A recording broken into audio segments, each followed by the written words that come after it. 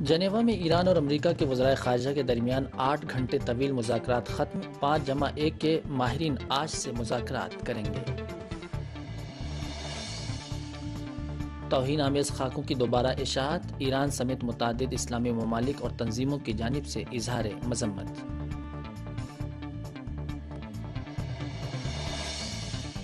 اور روس کی توجہ عالمی دہشت گردی کے خلاف جنگ پر مرکوز ہے، شام اور عراق کی حمایت جاری رکھیں گے روسی وزیر خارجہ۔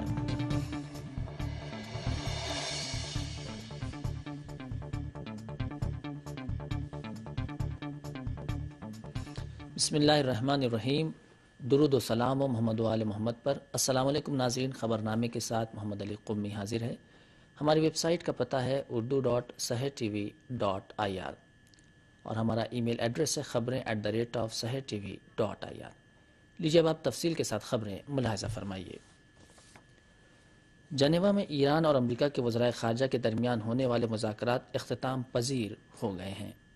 ارنا کی رپورٹ کے مطابق جنیوا میں اسلامی جمہوریہ ایران کے وزیر خارجہ محمد جواد ظریف اور امریکی وزیر خارجہ جان کیری کے درمیان مجموعی طور پر 8 گھنٹے تک جاری رہنے والے مذاکرات اختتام پذیر ہو گئے۔ رپورٹ کے مطابق جنیوا کے ایک ہوٹل میں مذاکرات کے 3 دور ہوئے اور تیسرے دور کے مذاکرات 1.5 گھنٹے تک جاری رہے۔ نیز ایران اور گروپ 5+1 کے مذاکرات میں تیزی لانے کے لیے دونوں وزرائے خارجہ نے یہ مذاکرات انجام دیے۔ یورینیم کی افزودگی کی مقدار اور پابندیاں اٹھائے جانے کا ٹائم فریم ورک اور حتمی معاہدے کی مدت فریقین کے درمیان اہم اختلافی موضوعات میں شامل ہیں۔ ادھر ایران کے نائب وزیر خارجہ سید عباس عراقچی نے کہا کہ ایران اور امریکہ کے وزرائے خارجہ کے درمیان ہونے والے مذاکرات سنجیدہ اور صریح تھے اور تمام موضوعات پر ایک بار پھر بات چیت ہوئی۔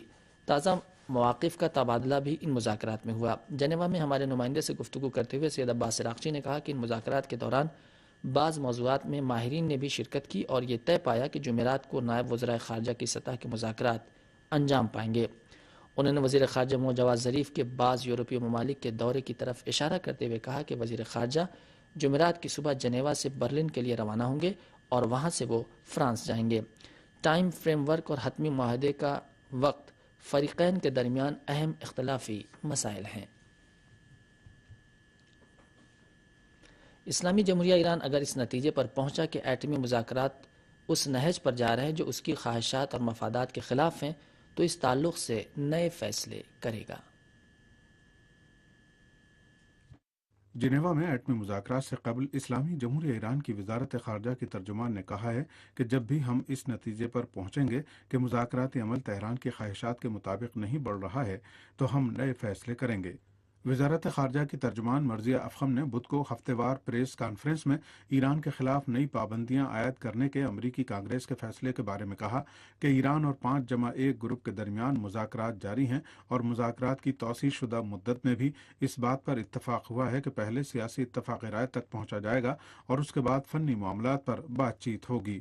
اسلامی جمہوریہ ایران کی وزارت خارجہ کی ترجمان نے کہا کہ ہر دور کے مذاکرات اور ان کے عمل کے نتائج کا جائزہ لیا جائے گا اور جب بھی یہ احساس ہوا کہ یہ مذاکراتی عمل ایران کی خواہشات کے مطابق نہیں ہے اور مذاکراتی عمل کا راستہ ایسا راستہ نہیں ہے جس کے ذریعے جامع اور منصفانہ سمجھوتے تک پہنچا جائے اور اسلامی جمہوریہ ایران کے مطالبات ان سے پورے نہیں ہو رہے ہیں تو اس وقت ہم نئے فیصلے کریں گے۔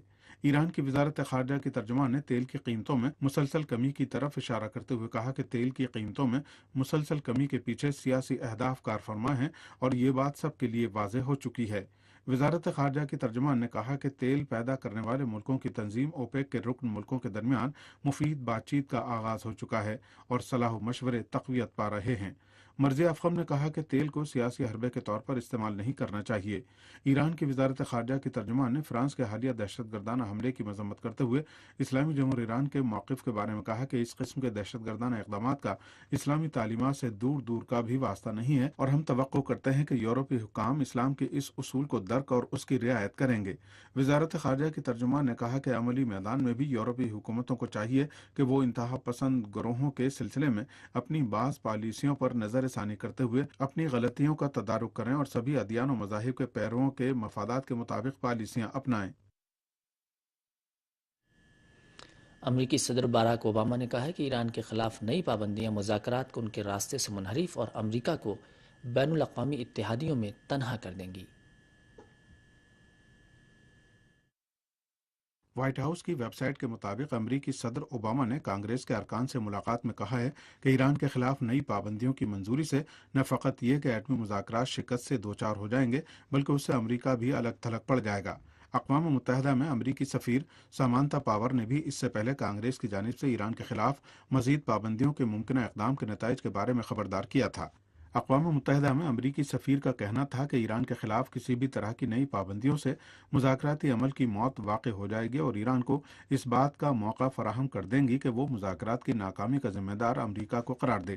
امریکہ میں ریپبلکن پارٹی کے ممبران نے، جن کی اب کانگریس میں اکثریت ہو گئی ہے، بعض ڈیموکریٹ ممبران کے ساتھ مل کر ایران کے خلاف نئی پابندیاں عائد کرنے کا منصوبہ تیار کیا ہے۔ امریکی کانگریس کے ممبران ایران کے خلاف نئی پابندیوں کا بل آئندہ ہفتے پاس کرانے کا ارادہ رکھتے ہیں۔ یہ ایسی حالت میں ہے کہ امریکی دفتر خارجہ کی ترجمان میری ہارف نے بھی خبردار کیا ہے کہ اگر ایران کے خلاف نئی پابندیاں عائد کی گئیں تو مذاکراتی عمل متاثر ہوگا۔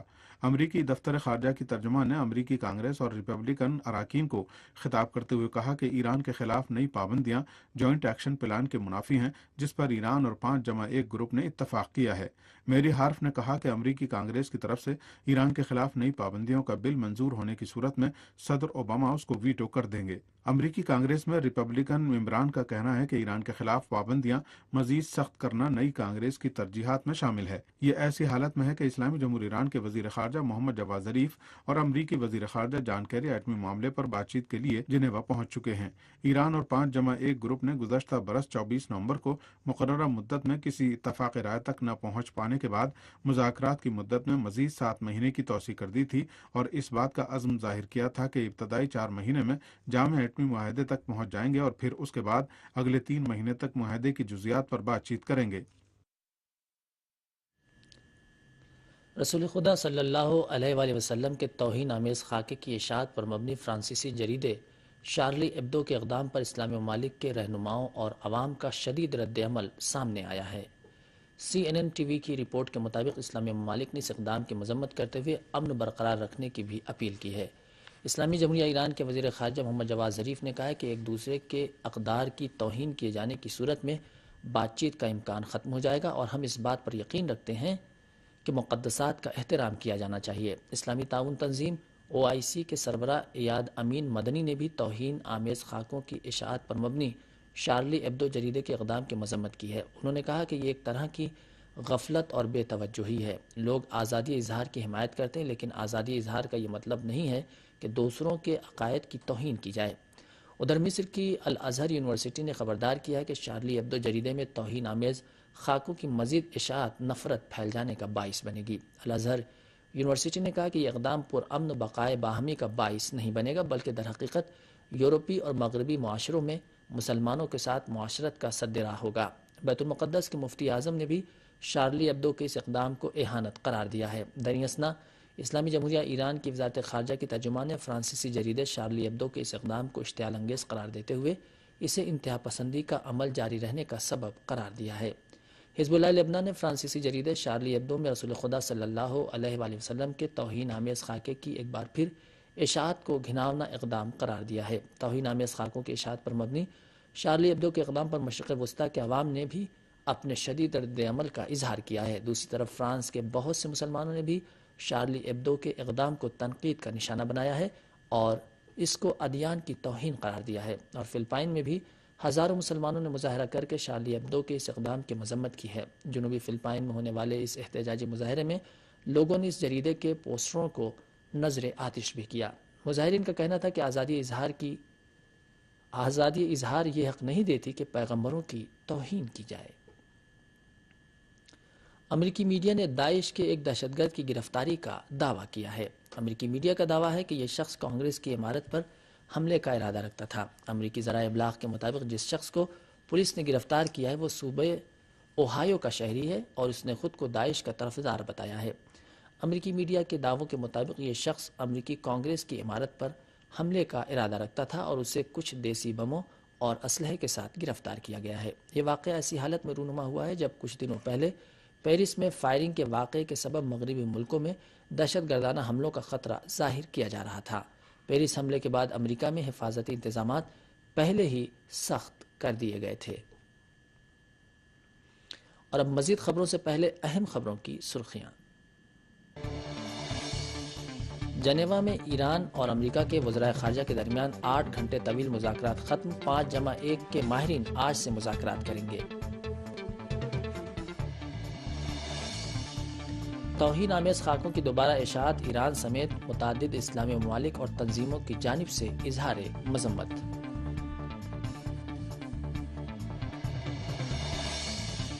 اور روس کی توجہ عالمی دہشت گردی کے خلاف جنگ پر مرکوز ہے، شام اور عراق کی حمایت جاری رکھیں گے روسی وزیر خارجہ۔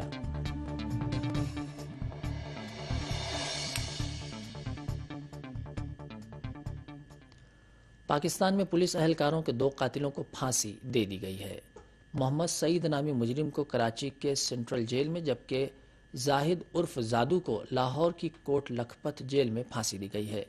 مجرم محمد سعید نے سن 2001 میں ریٹائرڈ ڈی ایس پی صابر حسین اور ان کے بیٹوں کو قتل کیا تھا۔ لاہور میں جس مجرم کو پھانسی دی گئی ہے اس نے 1998 میں 2 پولیس اہلکاروں کو فائرنگ کر کے قتل کیا تھا۔ ان دونوں مجرموں کی پھانسی کے موقع پر سیکورٹی کے سخت انتظامات کیے گئے تھے۔ واضح ہے کہ حکومت پاکستان نے سزائے موت پر عمل درآمد پر پابندی کو ہٹا لیا، جس کے بعد سے اب تک 19 قیدیوں کو پھانسی دی جا چکی ہے۔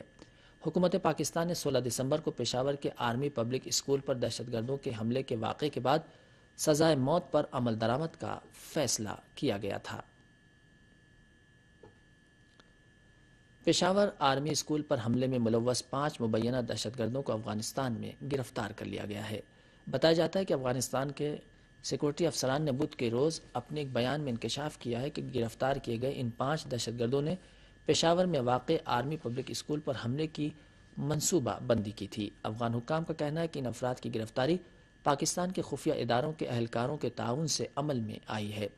اس رپورٹ کے مطابق ان ملزمان کو پوچھ گچھ کے لیے جلد ہی پاکستان کی تحویل میں دے دیا جائے گا۔ طالبان کی جانب سے اس بارے میں ابھی کوئی رد عمل سامنے نہیں آیا ہے۔ گزشتہ سال کے اواخر میں پشاور میں واقع آرمی پبلک اسکول طالبان دہشت گردوں نے ایک سفاکانہ کارروائی کر کے 140 کے قریب بچوں کو قتل کر دیا تھا۔ اس واقعے کے بعد پاکستان کی حکومت اور فوج پر عوام کی جانب سے دہشت گردوں کے خلاف سنجیدہ اور ٹھوس کارروائی کرنے کے لیے دباؤ بڑھ گیا ہے۔ عراق کی سیاسی جماعت سپریم کونسل کے سربراہ نے داعش کے خلاف تشکیل پانے والے اتحاد کی نیک نیتی پر شک کا اظہار کیا ہے۔ سرکردہ سیاسی رہنما سید عمار حکیم نے دہشت گردوں کے خلاف جنگ میں عراقی فوج اور عوامی رضاکاروں کی کامیابیوں کا ذکر کرتے ہوئے کہا کہ اس کام کے لیے بیرونی مداخلت اور امریکہ یا بین الاقوامی فوج کی کوئی ضرورت نہیں ہے۔ امریکہ اور اس کے اتحادی ملکوں نے گزشتہ سال اگست میں ان ٹھکانوں پر ہوائی حملے شروع کیے ہیں جسے وہ داعش کا ٹھکانہ کہتے ہیں۔ اس اتحاد کے رکن ملکوں نے امریکہ کی قیادت میں ستمبر کے مہینے میں اسی طرح کی بمباری شام میں بھی شروع کی۔ اس کے باوجود یہ حملے تکفیری گروہوں کو عراق اور شام کے علاقوں سے نکال باہر کرنے میں اب تک ناکام رہے ہیں۔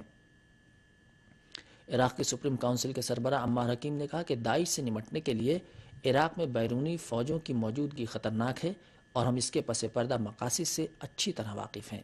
انہوں نے بین الاقوامی برادری سے کہا کہ اگر وہ حقیقی معنوں میں داعش کے خلاف جنگ میں سنجیدہ ہے تو اسے عراقی فوج کی مدد کرنا چاہیے۔ عمار حکیم نے تکفیری دہشت گرد گروہ داعش کو نہ صرف خطے بلکہ پوری دنیا کا دشمن بتایا۔ عراقی فوج نے داعش کے خلاف کارروائی جاری رکھتے ہوئے 10 دہشت گردوں کو ہلاک کر دیا ہے۔ عراقی وزارت خارجہ نے اپنے بیان میں کہا ہے کہ صوبہ صلاح الدین کے شہر تکریت کے جنوب میں فوج نے دہشت گردوں کے ٹھکانوں پر حملہ کر کے داعش کے کم سے کم 45 افراد کو ہلاک کر دیا ہے۔ اس کارروائی میں متعدد خودکش حملہ آور بھی ہلاک ہو گئے ہیں جنہوں نے دھماکہ خیز جیکٹیں پہن رکھی تھیں۔ ادھر صوبہ ذیقار میں سیکورٹی ذرائع کا کہنا ہے کہ اس صوبے کے مختلف علاقوں سے کم 56 دہشت گردوں کو گرفتار کر لیا گیا ہے۔ دوسری جانب عراقی سیکورٹی فورس نے عوامی رضاکاروں کی مدد سے بغداد کے شمال میں واقع علاقے النبائی کو داعش کے قبضے سے آزاد کرا لیا ہے۔ اس کارروائی میں دہشت گرد گروہ داعش کے بھاری مقدار میں ہتھیار بھی ضبط کر لیے گئے ہیں۔ النبائی علاقے سے داعش کو پیچھے ڈھکیلنے کے لیے عراقی فورس اور عوامی رضاکاروں کو دہشت گردوں سے شدید جنگ کرنی پڑی، جس کے دوران کم سے کم 35 دہشت گرد مارے گئے۔ عراقی فوج نے تکریت کے جنوب میں الدجیل شہر کے قریب منشاء علاقے پر بھی کنٹرول کر لیا ہے، جبکہ صوبہ الانبار کے رتبہ کے اطراف میں بھی داعش کے خلاف شامی فوج اور عوامی فورس نے شدید حملہ کیا۔ اسی طرح تل افر شہر میں دہشت گردوں کے ٹھکانوں پر فضائی حملے میں بھی 10 دہشت گرد مارے گئے ہیں۔ ایک اور اطلاع کے مطابق عراق کی قومی رضاکار فورس کے جوان صوبہ صلاح الدین کے شہر بلد کو آزاد کرانے کے بعد اب مرکزی صوبہ الانبار کے اہم شہر فلوجہ کو آزاد کرانے کے لیے علاقے میں پہنچ گئے ہیں۔ روسی وزیر خارجہ سرگئی لاروف نے شام اور عراق میں دہشت گردی کے مقابلے کی ضرورت پر تاکید کی ہے۔ ارنا کی رپورٹ کے مطابق سرگئی لاروف نے ماسکو میں بدھ کے روز کہا کہ عالمی سطح پر دہشت گردی کے مقابلے کے سلسلے میں شام اور عراق میں دہشت گردی کے مقابلے کو اولین ترجیح حاصل ہے۔ ان کا کہنا تھا کہ روس دہشت گرد گروہوں کے مقابلے میں دیگر ملکوں کے ساتھ تعاون کر رہا ہے۔ روسی وزیر خارجہ نے اس سلسلے میں شام، عراق اور مشرق وسطیٰ کے دیگر ممالک کے ساتھ روسی تعاون کی طرف اشارہ کیا۔ ادھر مشرق وسطیٰ کے امور میں روسی صدر کے نمائندے میخائل بوگدانوف نے کہا کہ 25 سے زیادہ شامی اپوزیشن لیڈروں کو ماسکو نشست میں شرکت کی دعوت دی گئی ہے۔ میخائل بوگدانوف نے بدھ کے روز نامہ نگاروں سے بات چیت کرتے ہوئے کہا کہ روس نے 25 سے زیادہ شامی اپوزیشن لیڈروں کو 26 سے 29 جنوری تک جاری رہنے والے ماسکو مذاکرات میں شرکت کے لیے دعوت نامے ارسال کیے ہیں اور امید ہے کہ یہ افراد اس نشست میں شرکت کریں گے۔ انہوں نے اس امید کا بھی اظہار کیا کہ ماسکو نشست مفید واقع ہوگی اور اگر سیاسی بات چیت انجام پا جائے تو پھر مسلح تصادم سیاسی بات چیت میں تبدیل ہو جائے گا۔ شام میں 2011 سے تشدد کا سلسلہ جاری ہے اور سیاسی مبصرین کا کہنا ہے کہ مغربی ممالک اور ان کے علاقائی اتحادی، خاص طور سے قطر، سعودی عرب اور ترکی، شام میں سرگرم دہشت گردوں کی مدد و حمایت کر رہے ہیں۔ شام میں دہشت گردوں کے خلاف فوج کا آپریشن جاری ہے، جس کے دوران 10 دہشت گرد ہلاک ہو گئے ہیں۔ شامی فوج نے حمص کے مشرقی علاقے میں مسلح گروہوں کے ساتھ شدید لڑائی میں بہت سے دہشت گردوں کو ہلاک کر دیا ہے۔ ان لڑائیوں میں خاصی تعداد میں دہشت گرد زخمی بھی ہوئے ہیں۔ اس دوران شامی فوج نے القصیر کے مضافاتی علاقے میں بھی دہشت گردوں کے ٹھکانوں پر حملے کر کے متعدد دہشت گردوں کو ہلاک اور زخمی کر دیا، جبکہ ریف درعا اور ریف الحسکہ میں ان کے خفیہ ٹھکانوں کو تباہ کر دیا ہے۔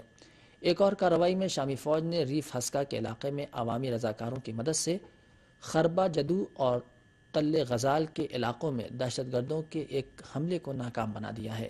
اس کارروائی میں بھی بڑی تعداد میں دہشت گرد مارے گئے ہیں۔ دیر الزور سے بھی خبر ہے کہ شامی فوج نے شہر کے مختلف علاقوں اور مضافات میں دہشت گردوں کے کئی ٹھکانوں پر حملہ کیا، جس میں ان کے ٹھکانوں کو تباہ کرنے کے ساتھ ساتھ بڑی تعداد میں ان کے عناصر کو بھی موت کے گھاٹ اتار دیا ہے۔ موسم سرما کے آتے ہی شامی پناہ گزینوں کو جو پہلے ہی جنگ سے بری طرح متاثر تھے، مزید مشکلات کا سامنا ہے۔ سخت سردی شامی پناہ گزینوں کی مشکلات میں بے پناہ اضافے کا سبب بن رہی ہے، جن کے گھر اور زندگیاں پہلے ہی اجڑ چکی ہیں۔ اس درمیان سب سے زیادہ وہ شامی بچے مشکلات کا شکار ہیں جو غذائی قلت اور دواؤں کے فقدان کی وجہ سے جسمانی طور پر کمزور اور طرح طرح کی بیماریوں میں مبتلا ہو چکے ہیں۔ اس افسوسناک صورتحال کے پیش نظر بچوں سے متعلق اقوام متحدہ کے فنڈ یونیسیف نے کہا ہے کہ شام کے 7 لاکھ بے گھر ہونے والے بچوں کو فوری مدد کی ضرورت ہے۔ اقوام متحدہ کے متعدد ذیلی اداروں نے جو شام کی جنگ کے مسائل میں الجھے ہوئے ہیں اور پناہ گزینوں کے مسائل کے حل میں لگے ہوئے ہیں، سخت سردی کے عالم میں شامی پناہ گزینوں کی حالت زار کے بارے میں خبردار کیا ہے۔ یونیسیف کے ترجمان نے کہا ہے کہ بہت سے بے گھر شامی بچے بغیر چھتوں کے مکانات میں زندگی بسر کر رہے ہیں۔ یونیسیف کے ترجمان کا کہنا ہے کہ برف باری کے پیش نظر ان بچوں کو مزید مشکلات کا سامنا کرنا پڑ رہا ہے۔ یونیسیف کے ترجمان کرسٹوفر بولیراک نے کہا ہے کہ سخت سردی کی وجہ سے پناہ گزینوں کو جن مشکلات کا سامنا ہے، ان کے ساتھ ساتھ داعش کے دہشت گرد عناصر بھی شام کے بعض صوبوں میں عام شہریوں پر حملہ کر کے بچوں کو ان کی تعلیم سے محروم کر رہے ہیں۔ یونیسیف کے ترجمان کا کہنا ہے کہ شام کے 3 صوبوں میں مسلسل لڑائیوں کی وجہ سے شام کے 6,70,000 بچے تعلیم سے محروم ہیں۔ ماہرین کا کہنا ہے کہ شام کی جنگ کے تعلق سے جو اعداد و شمار سامنے آ رہے ہیں، ان کے مطابق اس جنگ سے سب سے زیادہ بچے ہی متاثر ہوئے ہیں۔ اقوام متحدہ کا کہنا ہے کہ شام میں جنگ کی وجہ سے 55 لاکھ بچے بے گھر ہوئے ہیں۔ انسانی حقوق کی عالمی تنظیم نے اعلان کیا ہے کہ 2014 میں شام میں داعش کے حملوں میں کم سے کم 76,000 شامی باشندے مارے گئے ہیں، جن میں 3,000 سے زیادہ بچے تھے۔ اقوام متحدہ نے شام میں جاری جنگ پر افسوس کا اظہار کرتے ہوئے کہا ہے کہ شام میں پچھلے 4 سال سے جاری جنگ میں 2 لاکھ سے زیادہ افراد مارے گئے ہیں۔ امدادی ٹیموں اور غوطہ خوروں نے بحیرہ جاوا میں تباہ شدہ طیارے کا ملبہ دریافت کر لیا ہے۔ انڈونیشیا کے غوطہ خور 18 دنوں کی مسلسل کوششوں کے بعد بحیرہ جاوا میں ایئر ایشیا کے حادثے کا شکار ہونے والے مسافر بردار طیارے کے ملبے کا پتہ لگانے میں کامیاب ہو گئے۔ انڈونیشیا کے غوطہ خوروں کا جمعرات کی صبح مزید اطمینان حاصل کرنے کے لیے بحیرہ جاوا کی گہرائی میں جانے کا ارادہ ہے۔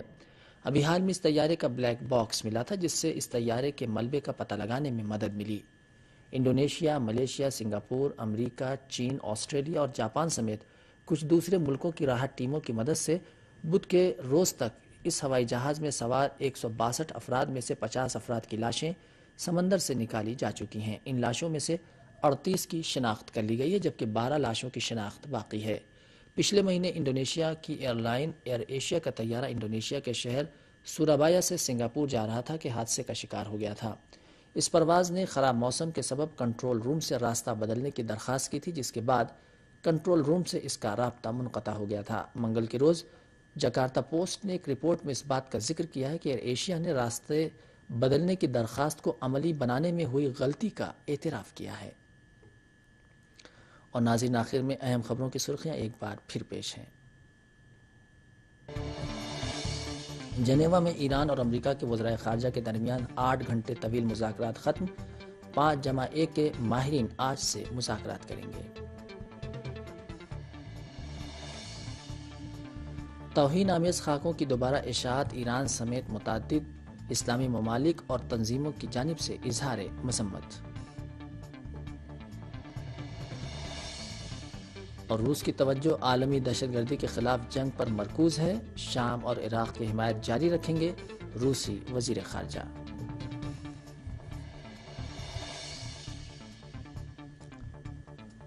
ناظرین، خبریں اپنے اختتام کو پہنچی۔ تازہ ترین خبروں کے لیے ہماری ویب سائٹ دیکھیے، پتہ ہے urdu.sahartv.ir۔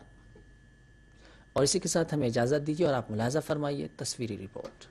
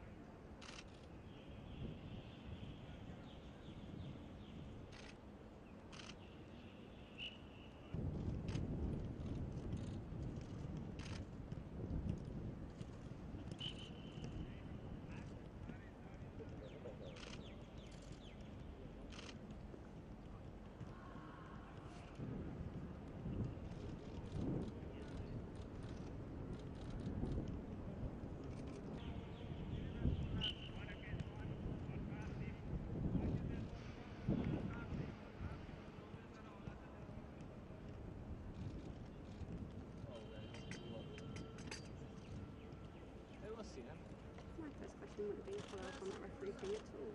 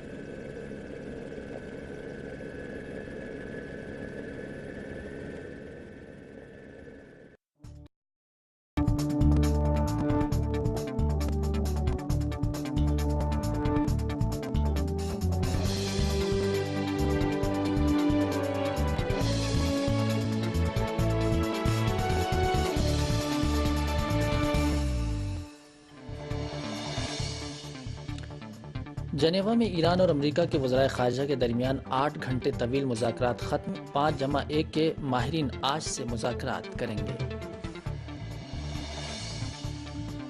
توہین آمیز خاکوں مذاکرات اختتام پذیر ہو گئے۔ رپورٹ کے مطابق جنیوا کے ایک ہوٹل میں مذاکرات کے 3 دور ہوئے اور تیسرے دور کے مذاکرات 1.5 گھنٹے تک جاری رہے۔ نیز ایران اور گروپ 5+1 کے مذاکرات میں تیزی لانے کے لیے دونوں وزرائے خارجہ نے یہ مذاکرات انجام دیے۔ یورینیم کی افزودگی کی مقدار اور پابندیاں اٹھائے جانے کا ٹائم فریم ورک اور حتمی معاہدے کی مدت فریقین کے درمیان اہم اختلافی موضوعات میں شامل ہیں۔ ادھر ایران کے نائب وزیر خارجہ سید عباس عراقچی نے کہا کہ ایران اور امریکہ کے وزرائے خارجہ کی دوبارہ اشاعت ایران سمیت متعدد اسلامی ممالک اور تنظیموں کی جانب سے اظہار مذمت۔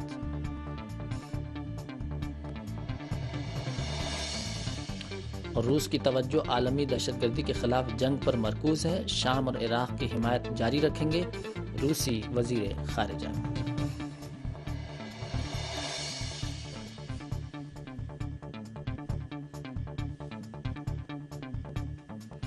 بسم اللہ الرحمن الرحیم، درود و سلام و محمد و آل محمد پر۔ السلام علیکم۔ درمیان ہونے والے مذاکرات سنجیدہ اور صریح تھے اور تمام موضوعات پر ایک بار پھر بات چیت ہوئی۔ تازہ مواقف کا تبادلہ بھی ان مذاکرات میں ہوا۔ جنیوا میں ہمارے نمائندے سے گفتگو کرتے ہوئے سید عباس عراقچی نے کہا کہ ان مذاکرات کے دوران بعض موضوعات میں ماہرین نے بھی شرکت کی اور یہ طے پایا کہ جمعرات کو نائب وزرائے خارجہ کی سطح کے مذاکرات انجام پائیں گے۔ انہوں نے وزیر خارجہ محمد جواز ظریف کے بعض یورپی ممالک کے دورے کی طرف اشارہ کرتے ہوئے کہا کہ وزیر خارجہ جمعرات کی صبح جنیوا سے برلن کے لیے روانہ ہوں گے اور وہاں سے وہ فرانس جائیں گے۔ ٹائم ناظرین خبرنامے کے ساتھ محمد علی قمی حاضر ہے۔ ہماری ویب سائٹ کا پتہ ہے urdu.sahartv.ir اور ہمارا ای میل ایڈریس ہے khabarein@sahartv.ir۔ لیجیے اب آپ تفصیل کے ساتھ خبریں ملاحظہ فرمائیے۔ جنیوا میں ایران اور امریکہ کے وزرائے خارجہ کے درمیان ہونے والے مذاکرات اختتام پذیر ہو گئے ہیں۔ ارنا کی رپورٹ کے مطابق جنیوا میں اسلامی جمہوریہ ایران کے وزیر خارجہ محمد جواز ظریف اور امریکی وزیر خارجہ جان کیری کے درمیان مجموعی طور پر 8 گھنٹے تک جاری رہنے والے